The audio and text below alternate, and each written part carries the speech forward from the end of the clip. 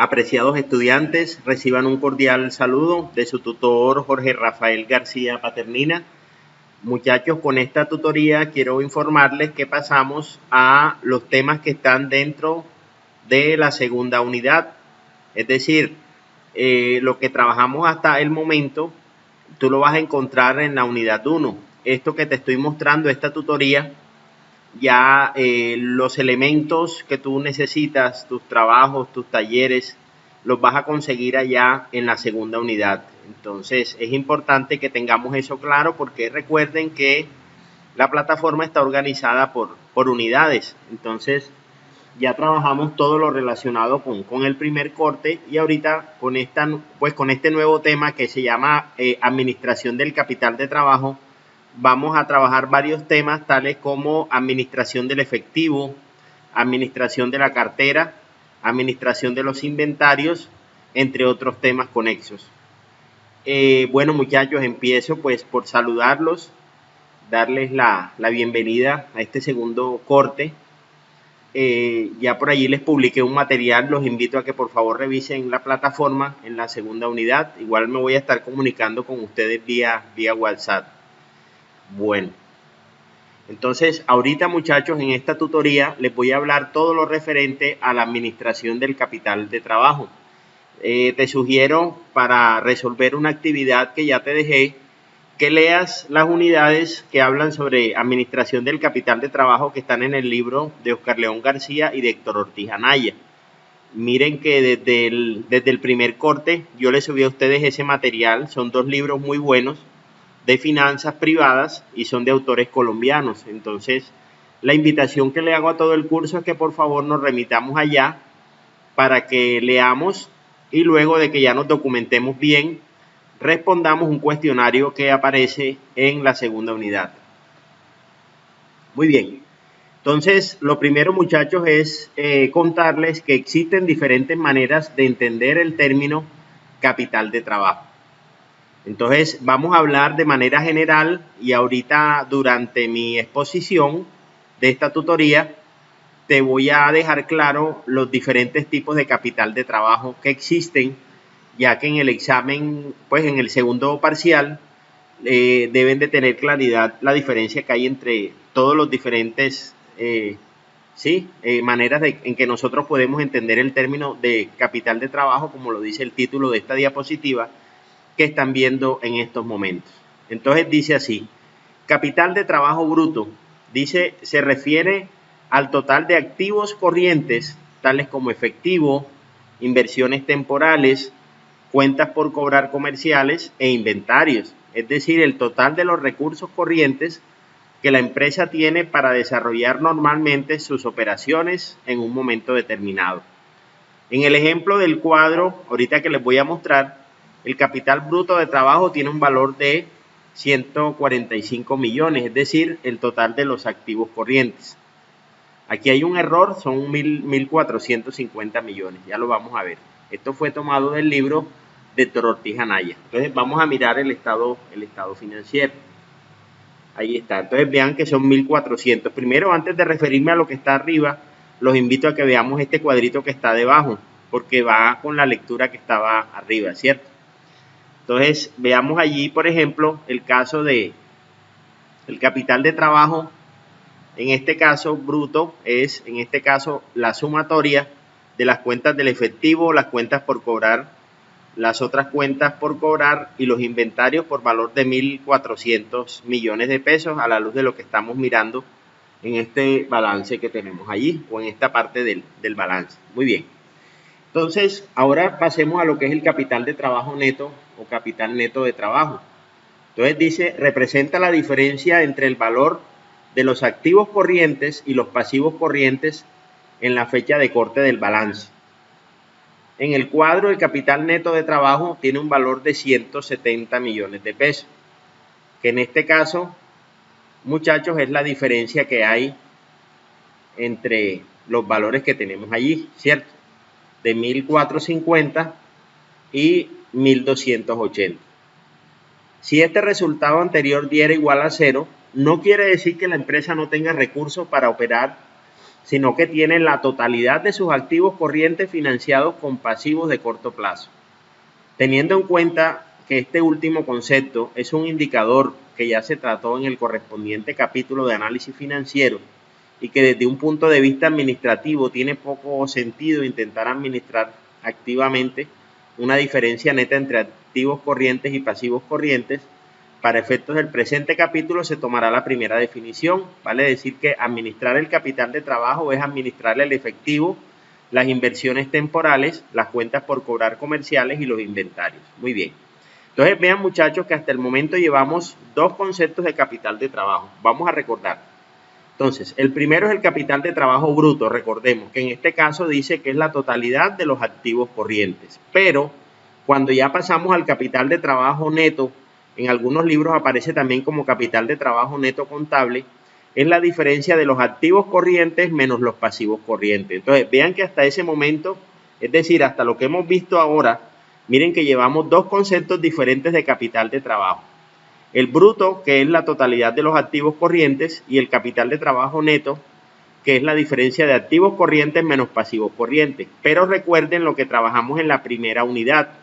Hay otros conceptos de capital de trabajo. Recuerden que hay una parte que habla del capital de trabajo operativo, que en este caso es la sumatoria de las cuentas por cobrar más los inventarios. Y ya llevamos tres definiciones de capital de trabajo. Correcto, capital de trabajo operativo es la sumatoria de las cuentas por cobrar más los inventarios. Recuerden lo que leímos en el libro de Oscar León García. Ahora bien, hay otra cuarta definición de capital de trabajo y es lo referente a capital de trabajo neto operativo. Viene siendo la sumatoria de las cuentas por cobrar más los inventarios menos las cuentas por pagar a proveedores. Fue algo que también trabajamos en la unidad anterior. Les digo todo esto, muchachos, porque es posible que en el parcial yo les presente a ustedes un estado financiero con unas cuentas del balance general, por supuesto, que es lo que necesitamos para calcular todos estos diferentes tipos de capital de trabajo.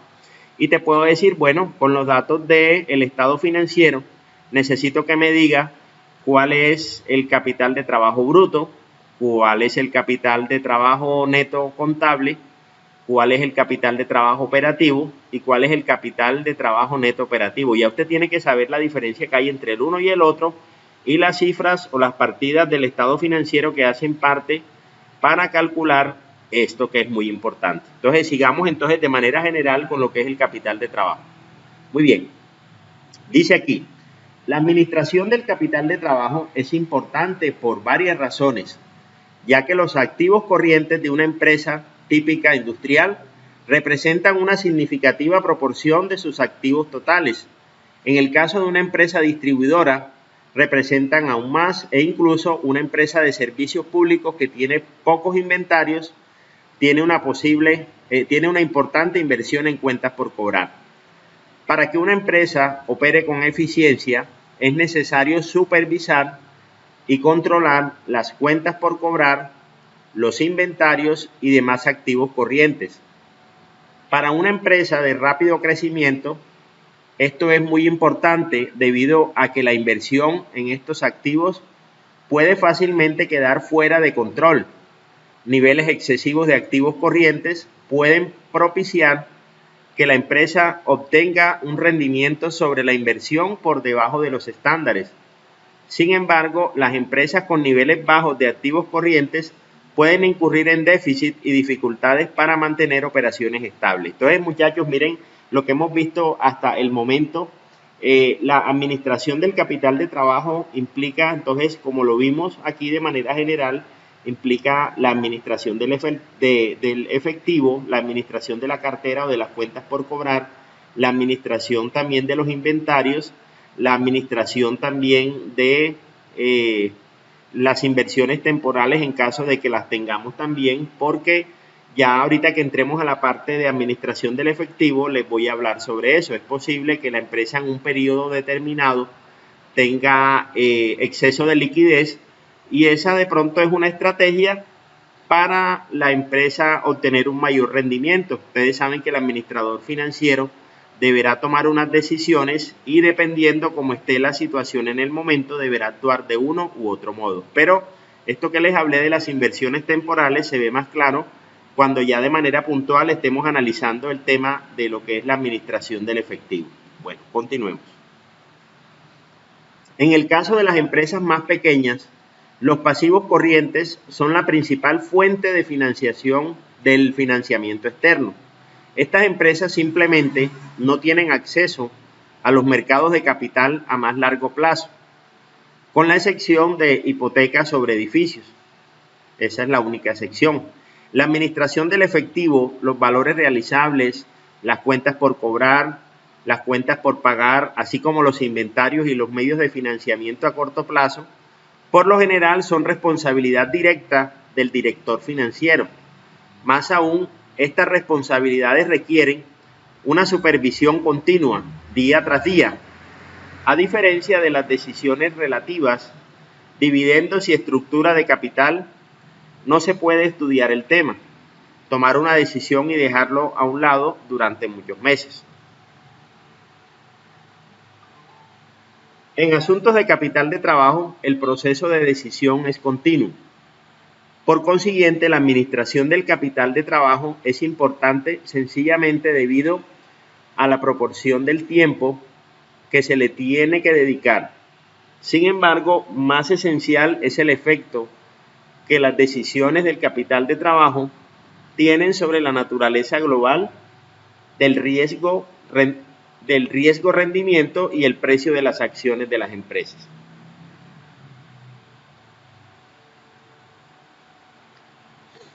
Rentabilidad y riesgo. Bueno, esto es algo, muchachos, que ustedes vienen escuchando desde que dieron análisis financiero, ¿cierto? Lo ideal es que una empresa sea líquida y al mismo tiempo rentable, pero sabemos también que hay una correlación entre riesgo y rentabilidad, ¿cierto? La teoría financiera nos enseña que a mayor riesgo, mayor rentabilidad y viceversa. Bueno, hay negocios, muchachos, que por sus características y por sus condiciones tienen diferentes rentabilidades, digámoslo así. Voy a mencionarles un caso aquí que se me ocurre, el caso de una tienda de barrio. Ustedes todos saben que es una tienda. Una tienda generalmente tiene un alto volumen diario de diferentes productos, pero la rentabilidad es mínima. Y el caso, por ejemplo, de un concesionario de vehículos, puede que pasen algunos días y de pronto el concesionario no vende ningún vehículo, pero el día que realicen una venta de un vehículo, pues las ganancias son mucho mayores que la que recibe un tendero por la venta de un producto en particular. Entonces, hay diferentes negocios, hay diferentes rentabilidades, ¿cierto? Ya dependerá de algo que ustedes manejaron en macroeconomía. Recuerden que los consumidores y los productores manejan diferentes gustos y preferencias. Cada persona tiene un nivel mayor o superior de aversión al riesgo, dependiendo de la edad, dependiendo de las expectativas y de muchos otros factores. En todo caso, es bueno saber, muchachos, que hay una correlación entre rentabilidad y riesgo. Entonces, el fundamento de la administración del capital de trabajo radica en las consecuencias de dos decisiones esenciales para la empresa. Estas son la determinación del nivel óptimo de inversión en activos corrientes, la mezcla apropiada de financiamiento a corto y largo plazo utilizada para sostener esta inversión en activos corrientes. Bueno, entonces vamos a empezar primero por el primero. Cuando yo hablo de la determinación del nivel óptimo, me refiero a muchos aspectos, muchachos. Miren que ahí se están refiriendo de manera global, pero vamos a desmenuzarlo. Miren la situación, por ejemplo, si administramos efectivo. Mucho efectivo es malo y poquito efectivo también es malo, porque resulta de que esos recursos ociosos en la empresa no están produciendo nada y estaríamos incurriendo en lo que los economistas llamamos un costo de oportunidad. Pero por otro lado, cuando hay poquito efectivo, la empresa corre también riesgos y es la imposibilidad de alcanzar a cubrir sus compromisos financieros y con sus trabajadores. Entonces, las dos situaciones que se pueden presentar. Por el lado de las cuentas por cobrar, lo mismo. Tener una cartera muy elevada puede dar que la empresa incluso quiebre, ¿cierto? Pero hay negocios que por sus características de pronto se ven obligadas a dar crédito por el tipo de negocio o el tipo de producto o el tipo de servicio que manejen. Entonces, No podríamos generalizar, simplemente les estoy dando pautas lo que sucede en una o en otra situación. Cuando una empresa tiene, es decir, que debería dar crédito y tiene poca cartera, de pronto está incurriendo en un costo de oportunidad también, porque si de pronto flexibiliza la política de crédito tendría mayores ventas, pero obviamente tendría a su vez un mayor riesgo, y el riesgo en este caso sería la posibilidad de que a los clientes a los cuales se le vendieron las mercancías, los productos o servicios, no paguen en el tiempo que deban pagar o que sencillamente no paguen. Entonces son dos situaciones que hay que analizar con detalle y con lupa. Entonces, hablamos del efectivo, de la cartera, los inventarios también tienen su costo de oportunidad asociado. Mucho inventario en una empresa es malo, muchachos, especialmente si estamos hablando de aquellas empresas que tienen productos perecederos o que manejan productos perecederos. Entonces, si la persona que hizo el pedido no alcanza a vender en ese tiempo que él consideraba que iba a vender sus productos, sencillamente va a incurrir en pérdida, ¿cierto? Ojo, estamos hablando de productos perecederos. Entonces, cuando una empresa tiene mucho inventario puede pasar eso, pero también cuando tiene poco inventario puede pasar ahora que se les forme el famoso cuello de botella. Los cuellos de botella son las imposibilidades que tienen las empresas de cubrir o satisfacer su demanda. Entonces, son situaciones que hay que analizar, muchachos, en detalle. Ya ahorita que veamos cada una de manera individual, vamos a ver qué pasa con la administración del efectivo cuando suceden cuando se presentan estas situaciones. Lo mismo con la cartera, lo mismo con los inventarios y todos los temas conexos a la administración del capital de trabajo. Continuamos entonces. A su vez, las anteriores decisiones son influenciadas por un compromiso entre rentabilidad y riesgo. Disminuir el nivel de inversión en activos corrientes cuando aún se es capaz de sostener las ventas puede conducir a un incremento en el rendimiento de la empresa sobre los activos totales. Por otra parte, el uso de deuda a corto plazo en lugar de deuda a largo plazo permite cancelarla y evitar sus costos durante periodos en que no se necesite. Sin embargo, se debe evitar el riesgo que para la empresa representa no mantener suficientes activos corrientes para hacer frente a sus obligaciones de efectivo a medida que éstas ocurren. El caso de sostener el nivel apropiado de ventas, ¿cierto? Por ejemplo, agotar el inventario. ¿Qué pasa si una empresa se queda sin inventarios, muchachos? Sencillamente no puede vender. Toda empresa se mueve, se maneja con los inventarios, ¿cierto? Ya sea una empresa que venda productos o que venda servicios, se supone que debe tener un adecuado volumen para satisfacer las necesidades de los usuarios finales. Cantidad o nivel óptimo de activos corrientes. Para determinar la cantidad correcta o el nivel de activos corrientes, la administración debe considerar la interacción entre rentabilidad y riesgo. Para ilustrar una compensación, supóngase que una empresa puede mantener constantes sus activos fijos existentes y producir hasta 100.000 unidades al año.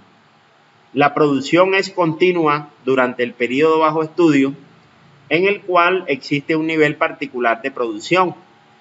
Para cada nivel de producción, la empresa puede tener diferentes niveles de activos corrientes.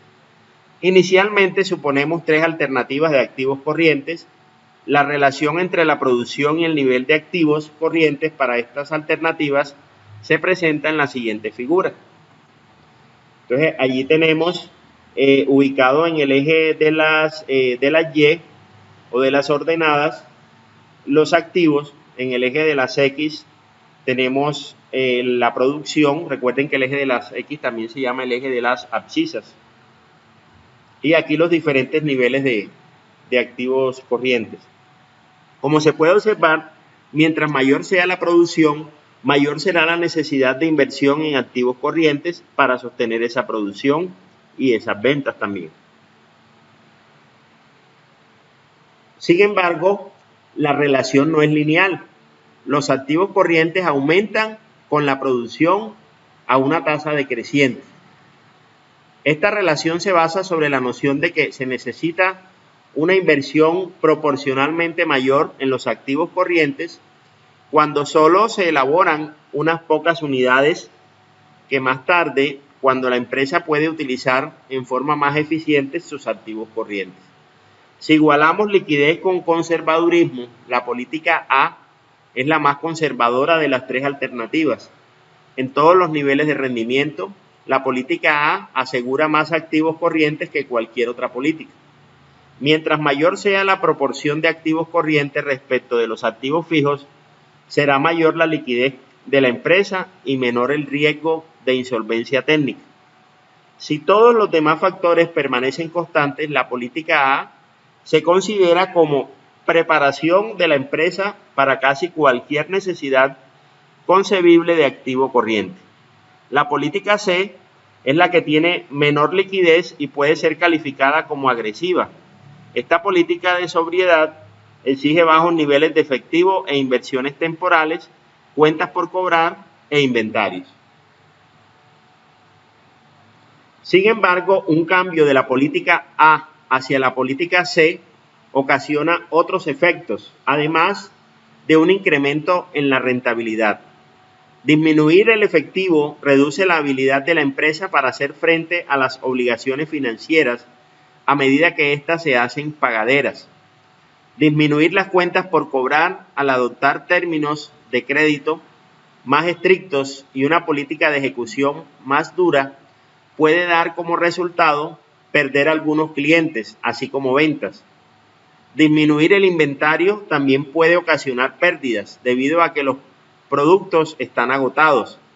Por tanto, políticas de capital de trabajo más agresivas conducen a un incremento en el riesgo, de donde es claro que la política C es la política de capital de trabajo más riesgosa. El análisis anterior sobre políticas del capital de trabajo suministra dos principios básicos de las finanzas. La rentabilidad es inversamente proporcional a la liquidez. Para las tres políticas alternativas de capital de trabajo, las categorías de liquidez son exactamente las opuestas a las de rentabilidad. Un incremento en la liquidez por lo general se produce a expensas de una reducción en la rentabilidad. La rentabilidad se mueve junto con el riesgo, esto es, hay una compensación entre riesgo y rendimiento. En busca de una rentabilidad más alta, se deben aceptar riesgos más grandes. Podría decirse que el riesgo y el rendimiento van unidos. En última instancia, el nivel óptimo de cada activo corriente efectivo, es decir, lo comprendido entre efectivo, inversiones temporales, cuentas por cobrar e inventarios, estará determinado por la actitud de la administración hacia la compensación entre rentabilidad y riesgo.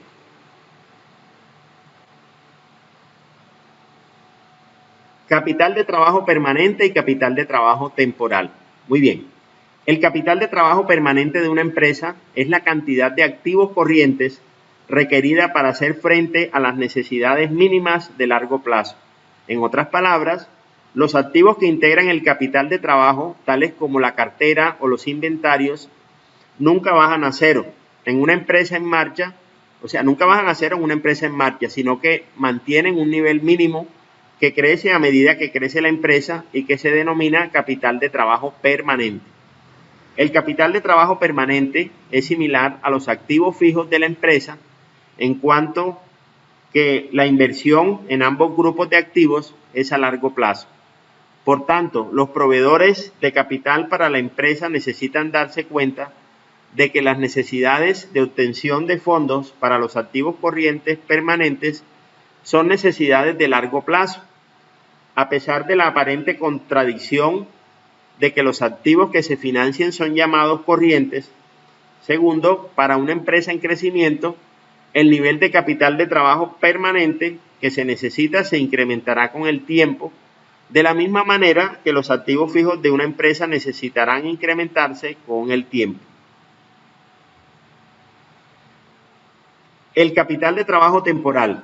Por otro lado, esto de capital de trabajo temporal es la inversión en activos corrientes que varía con los requerimientos estacionales. De la misma manera que el capital de trabajo permanente, el capital de trabajo temporal está constituido por los mismos activos corrientes, pero en la parte que cambia estacionalmente. Por ejemplo, en la época de Navidad, en muchas empresas se requiere un inventario mayor que en el resto del año. E igualmente al inicio del año siguiente habrá en cartera un valor superior al habitual. Muy bien. Entonces son los picos que llamamos. Hay momentos en los cuales las ventas tienen un mayor auge y luego ya llegan periodos como enero en los cuales las ventas disminuyen. El capital de trabajo temporal, dada su misma naturaleza de corto plazo, debe financiarse con pasivos igualmente corrientes, los cuales por lo general constituyen una financiación espontánea y sin costo, suministrada por los proveedores de mercancías o materias primas, por los anticipos recibidos o por los gastos acumulados. El capital de trabajo permanente, teniendo en cuenta su similitud con los activos fijos, dada su permanencia en el tiempo, debe financiarse con pasivos de largo plazo, los cuales por lo general provienen de crédito bancario y, de todas maneras, siempre presentarán una porción con vencimiento corriente. Ahora bien, cuando se trata de financiar activos corrientes con crédito bancario, siempre será mejor tomar dicho crédito a largo plazo por razones como las siguientes. Se disminuye la presión en el manejo de la liquidez gracias a que las obligaciones no implican un pago inmediato. En general, mientras más corto sea el programa de vencimiento de las obligaciones de deuda en una empresa, mayor será el riesgo de llegar a encontrarse en imposibilidad de hacer frente a los pagos de principal e intereses. Aquí el principal es el capital, muchachos, lo que ustedes trabajaron en matemáticas financieras cuando trabajaron sus tablas de amortización. Por otra parte, mientras más largo sea el programa de vencimiento, mayor será el tiempo que tiene la empresa para hacer frente a sus pagos de principal e interés. Y así, menos riesgoso será el financiamiento de la empresa si todo lo demás permanece constante. Las tasas de interés bancarias no son sustancialmente más altas cuando se trata de créditos a más de un año que cuando se trata de créditos con plazos menores a un año. En los países con inflación, esta ayuda a pagar la deuda, ya que cada año que pasa se entregará dinero de menor poder adquisitivo.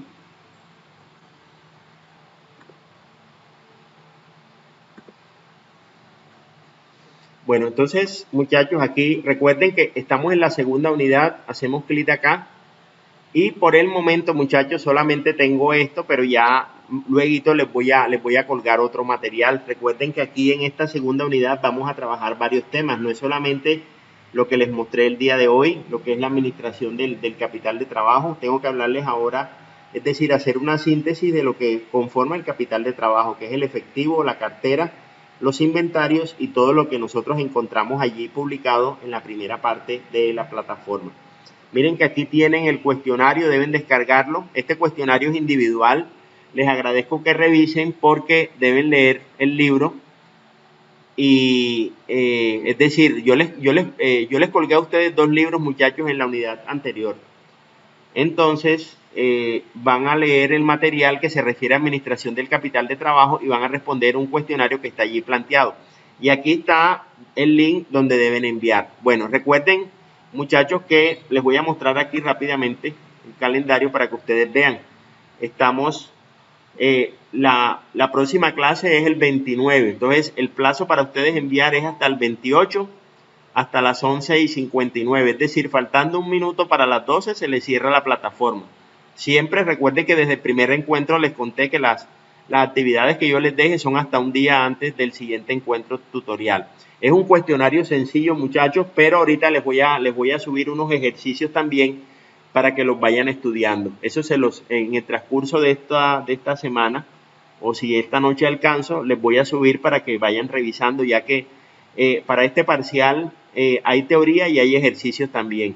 Entonces es importante que eso lo tengamos claro. Entonces les recuerdo entonces, muchachos, la fecha para ustedes entregar, es decir, el trabajo.